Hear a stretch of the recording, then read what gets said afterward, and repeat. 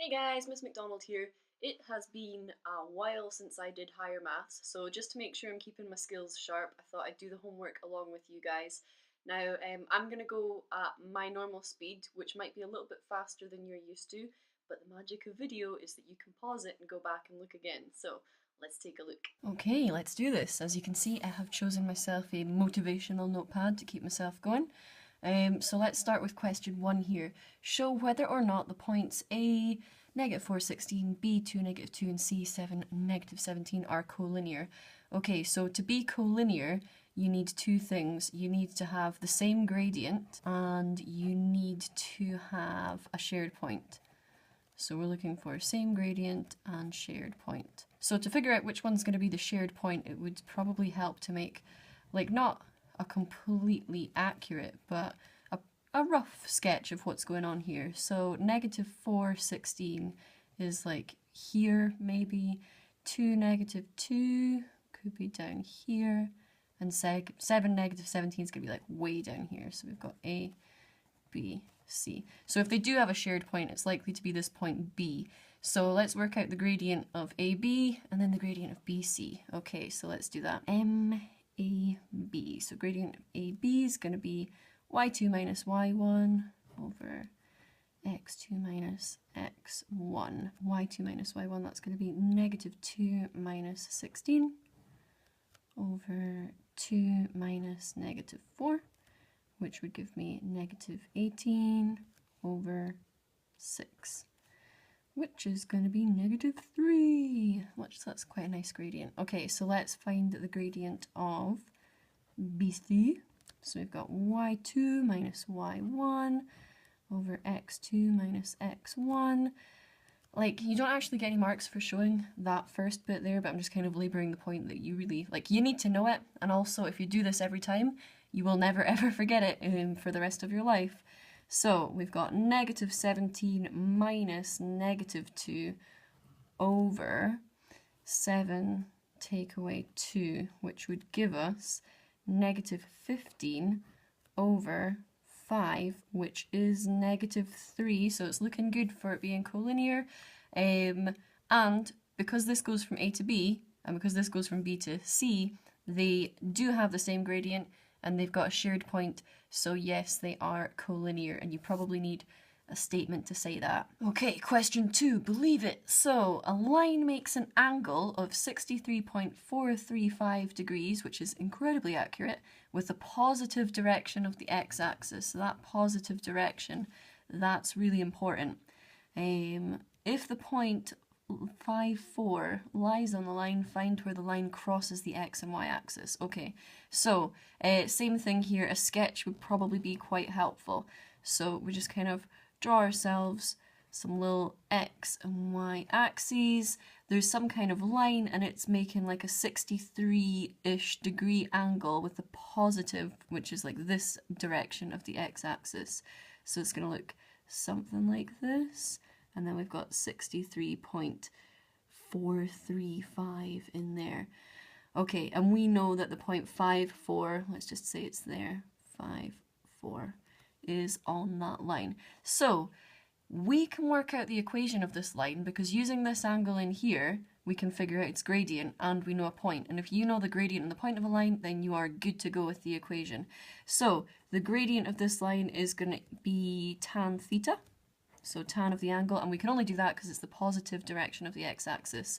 So that's going to be tan of 63.435.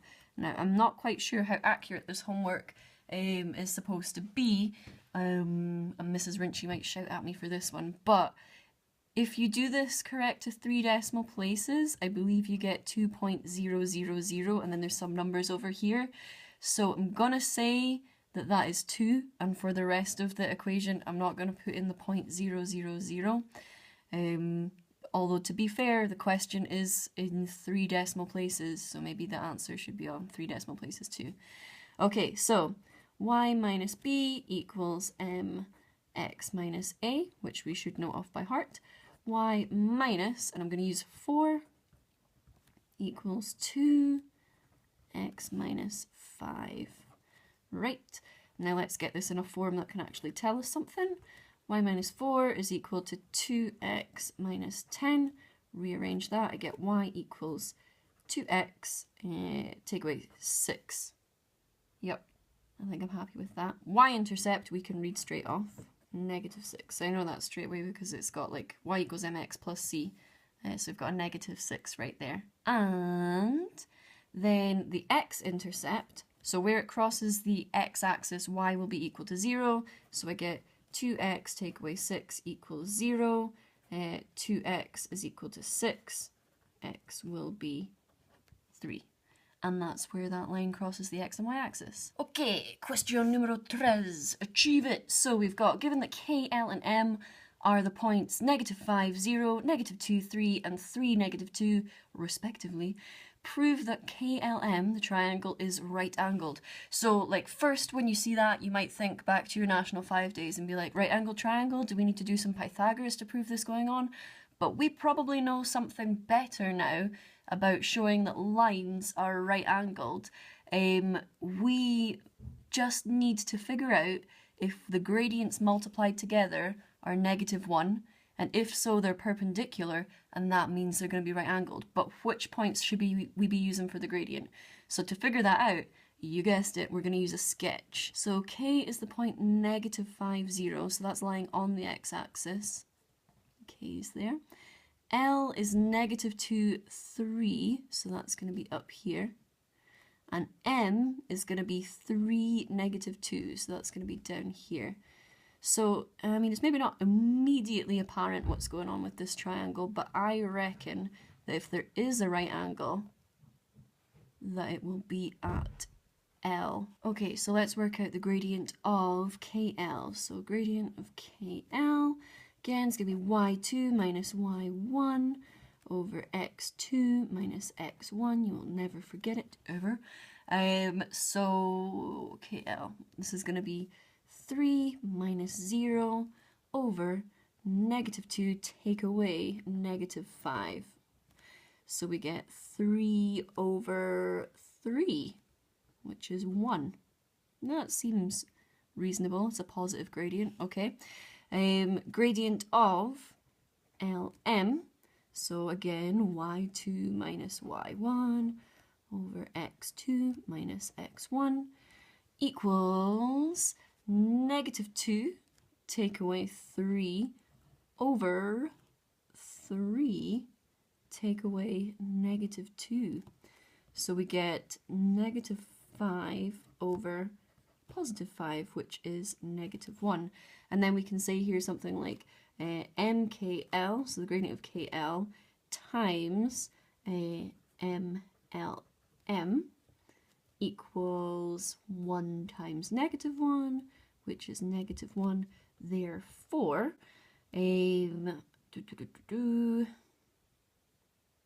therefore KL and LM are perpendicular,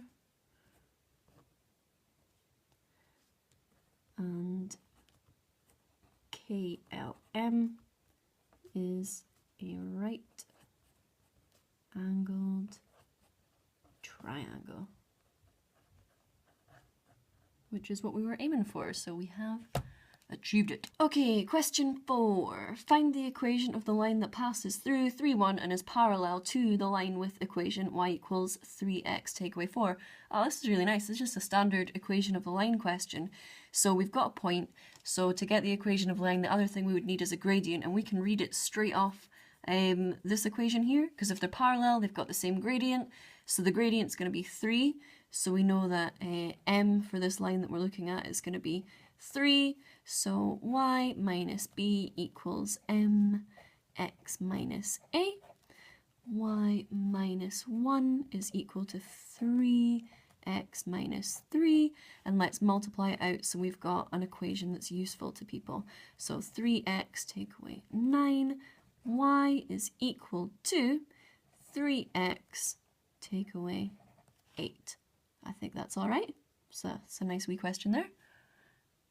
We could even fit another one on the same piece of paper. So question 5.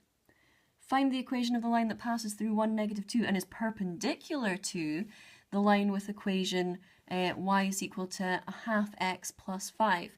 So if it's perpendicular, the gradients multiplied together will be -1, ergo the gradient will be the negative reciprocal of that there. So our gradient is going to be -2/1, which is just -2. So then same thing again, y minus b equals mx minus a. So y minus -2 is equal to -2x minus 1. Okay, so let's tidy up and multiply out. So I'm going to change that to y plus 2 is equal to -2x plus also 2. And then I get y is equal to -2x. Well, that's quite cool. So as you can see here, it's going to pass through the origin because we've got no plus c. So it's just a gradient, a line with gradient -2 passing through the origin. I like that line. Okay, so that was question 4. Boop.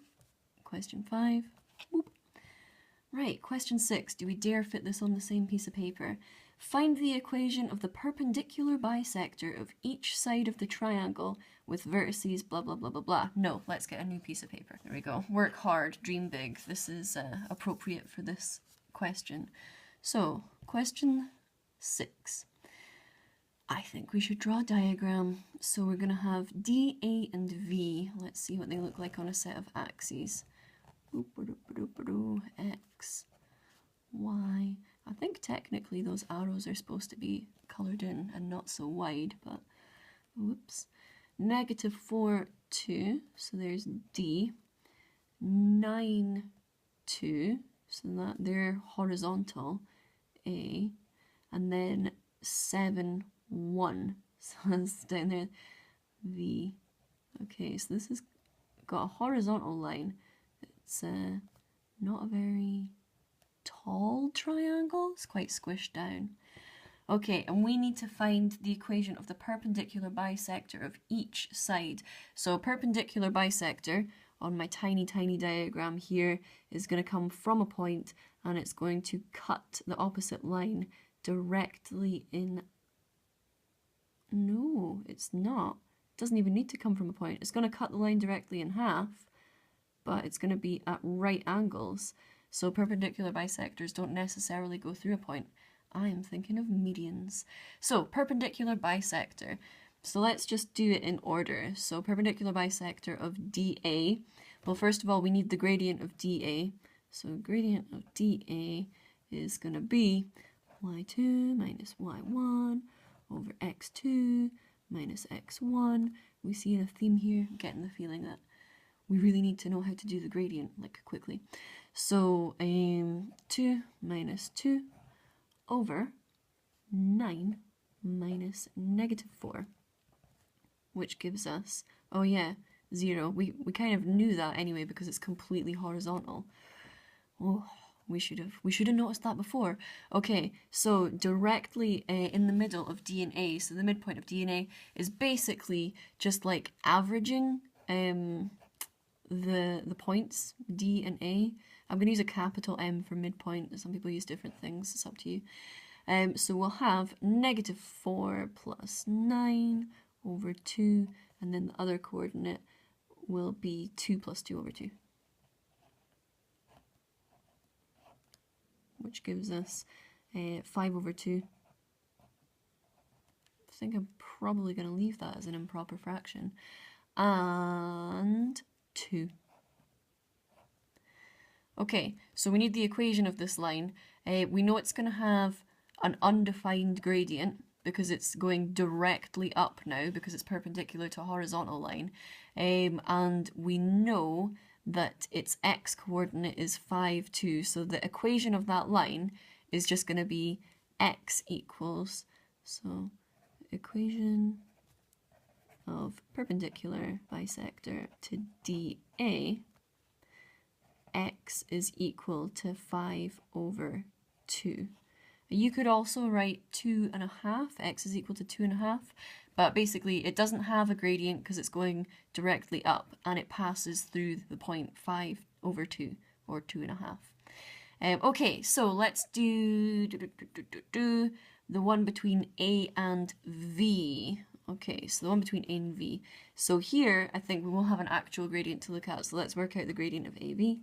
AV is equal to y2 minus y1 over x2 minus x1 equals 1 minus 2 over 7 minus 9. So here we get -1 over -2, and those negatives are going to cancel out, and that's going to be a half. So if the gradient of AV is a half, the gradient of the perpendicular line is going to be -2, and we need to just find the midpoint of AV. So midpoint of AV is going to be the average of those 2 points. So we get 9 plus 7, the x coordinates, over 2, and 2 plus 1 over 2. So I get 16 over 2, which is 8, and 3 over 2, which I'm going to leave as 3 over 2. Okay, right, let's do the equation of this line. So that's going to be equation of perpendicular bisector to DA. Nope. To AV. That's why it's probably better to write in pencil when you're doing maths. We're going to need y minus b is equal to m, open brackets, x minus a. So we've got a gradient, we've got a point, we've got all the ingredients we need. So y minus 3 over 2, don't be afraid of it just because it's a fraction, is equal to -2, x minus 8. Okay. Y minus 3 over 2 equals -2x plus 16. Okay, so y is equal to, so I'm adding 1.5 on essentially. I think here it would be appropriate to go into mixed numbers, so -2x plus 17.5. I'm sure a lot of people will have written 17.5. It's all the same equation really. I just kind of like fractions.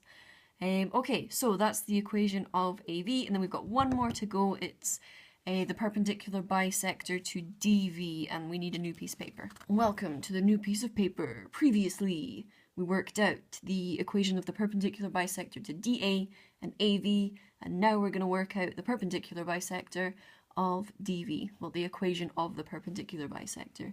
So, first of all, we need the gradient of DV, which is going to be y2 minus y1 over x2 minus x1, which will be 1 minus -4 over 7 minus, did I mess that up? Why, yeah. Another good reason for pencils. My apologies. 1 minus 2 over 7 minus -4. So we've got -1 over 11. That's an insane gradient. I'm going to change that into -1 over 11. Okay, but it's alright because that means our perpendicular bisector will have the gradient negative reciprocal of that, which will just be 11, and that's a much nicer gradient. Okay, midpoint of DV is gonna be the average of the two coordinates, so -4 plus 7 over 2, and 2 plus 1 over 2. Okay, so -4 plus 7 gives us 3 over 2. Oh, I like where this is going. 2 plus 1 over 2 gives us also 3 over 2. That's quite sweet, isn't it? 3 over 2, 3 over 2. Okay, so equation of perpendicular bisector to DV. Y minus b equals m, open brackets, x minus a. Y minus 3 over 2 equals 11 times x minus also 3 over 2. Okay, so y minus 3 over 2 is going to be 11x. Wait, what? How am I going to times this? Okay, so when you're multiplying fractions, it's just going to be the top part here, because technically this is 11 over 1, so that's going to give me 33 over 2. What would half of 33 be? 16 and a half. But it's going to work out fine because we're about to add 1.5 on. So y is equal to 11x minus, I was going to say 17 and a half there, but it's not 8. No. 15. Going the wrong direction because I'm adding that on. There we go. Minus 15. Cool. I think that's all right. And that would be question 6 done, which is all the homework that we had to do. Fantastic. So, without a doubt, I've probably made a mistake somewhere. If you can find it, then please do let me know. And if you are not happy with my working, like if I've missed something out, then also let me know. Because like I say, I have not done higher maths in a good while. But I'm going to draw myself a little smiley face here. And I'll give it a little crown. Cool.